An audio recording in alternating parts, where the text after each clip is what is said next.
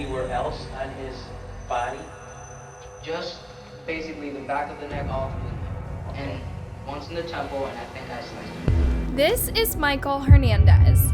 Just a few hours ago, he had brutally murdered his best friend by cutting his throat and viciously jabbing him with a knife. He told detectives that he did it because he knew his friend trusted him and would do anything he told him. But scaringly enough, he said he was not done yet. Now, Mike, you know the difference between right and wrong, correct? Yes, I do.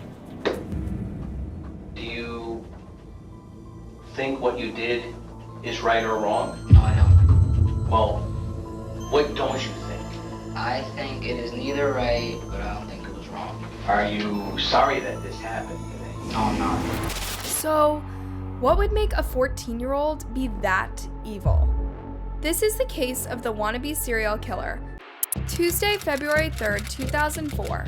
The day started like any other normal school day at Southwood Middle School in Miami, Florida.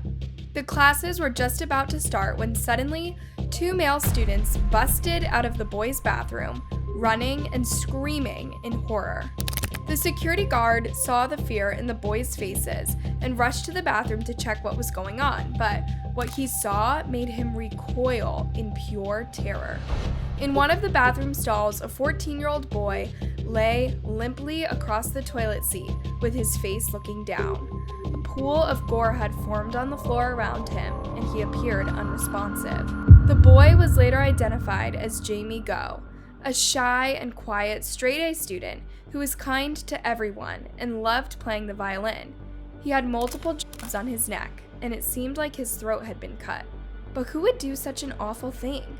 Was there a killer on the loose? The entire school was immediately placed on lockdown, and the police rushed in and tried to find the killer. There was an announcement on the PA system that school was under lockdown.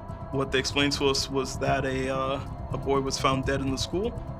It didn't explain to us that it was a murder. A few hours later, investigators walked into the 8th grade classroom and asked for 14-year-old Michael Hernandez, who had been identified by a witness as having been leaving the bathroom before Jamie's body was found. Michael's teacher had also noted something quite interesting that she told the detectives. Apparently, since the class started at around 8:55 a.m., Michael had requested to go to the bathroom at least 3 times, twice before 9 a.m., and one time after the school had gone into lockdown. But while that was pretty weird, there was something else. Michael's teacher also noted that he had some red stains on his white shirt, and when she asked him about it, he claimed that he got it from a nosebleed. However, he would later tell another student that he got injured after he ran into a door. Another student told the detectives that Michael got really angry when a classmate tried to get a paper out of his book bag, which is pretty odd because he usually didn't have any problem with anyone touching his bag, so what was he hiding there? Michael was taken out of class and led to an interrogation room, but at that time the police had no idea of the horror they were about to uncover.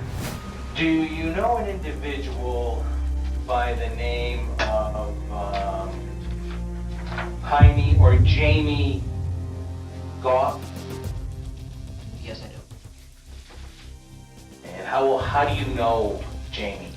We've been friends since the 7th grade. At first, Michael denied having anything to do with Jamie's death, and even claimed that another teen did it because Jamie owed him money. Originally, Michael told me that the person responsible for this was a person by the name of Sangre, and that he was a 17-year-old gangbanger, Spanish kid. The detectives, of course, did not buy this story, and so they decided to check his backpack, and what they found left them completely shocked.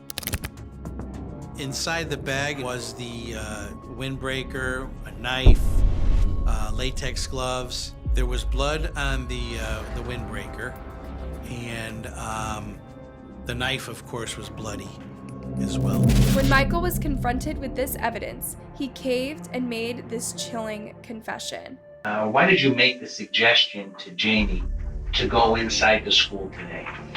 I was planning to murder him. Michael grew up in a pretty stable and spiritual home with parents who both loved and supported him. Those who knew him described him as brilliant and outgoing, with a bright future ahead of him. He was popular among his gifted classmates, and he had two loyal friends, Jamie Go and Andre Martin, who followed him wherever he went. Michael was almost like the leader of our social group. Wherever Michael went, or whatever Michael said we were doing next, that's what we did. There was definitely no resistance to any ideas that Michael might have come up with. As he got older, Michael started to develop symptoms of OCD, obsessive compulsive disorder, whereby he would obsess over everything he did, including what he ate, what he did, and even kept a to-do list for every minute of his life. He did some repetitive behaviors. He took knives on the dining room table and he would point all the knives in his direction. He also would open and close his garage door again and again. His parents noticed his weird behavior with concern, but assumed that it was just an adolescent thing that he would grow out of with time, but he didn't. Instead, his obsessive behavior turned to something else, something dark and dangerous. Michael's exact words to me were that he thought it would be cool to be a serial killer. And I asked him why, what do you think would be so cool about being a serial killer? And as far as I remember him telling me, he explained to me that he didn't have an exact reason. I believe that most of what Michael did was for attention. With this newfound interest, Michael would spend time researching serial killers and watching movies about them. One particular movie that he really liked was The Silence of the Lambs.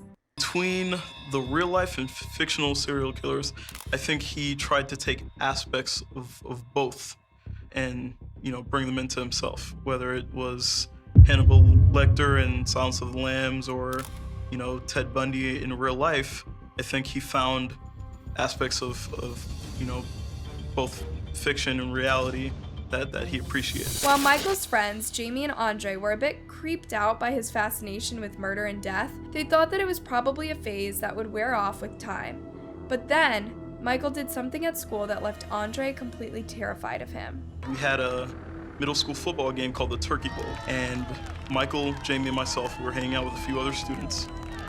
And one of the students basically was making a joke like young boys do, and it was directed at Michael. At the time, Michael used to carry around a screwdriver with him, which he told his friends he would use to lock his bedroom door to prevent his sister from going through his things. So on this day, when the boys started making fun of Michael, he snapped and pounced on him with the screwdriver. I do remember myself and Jamie urging him to step away from that student so he didn't get into any trouble. It added to my reasoning that something was off with him. Do you know why you were going to do this? No, I don't. Now, what was your plan? How were you going to accomplish this?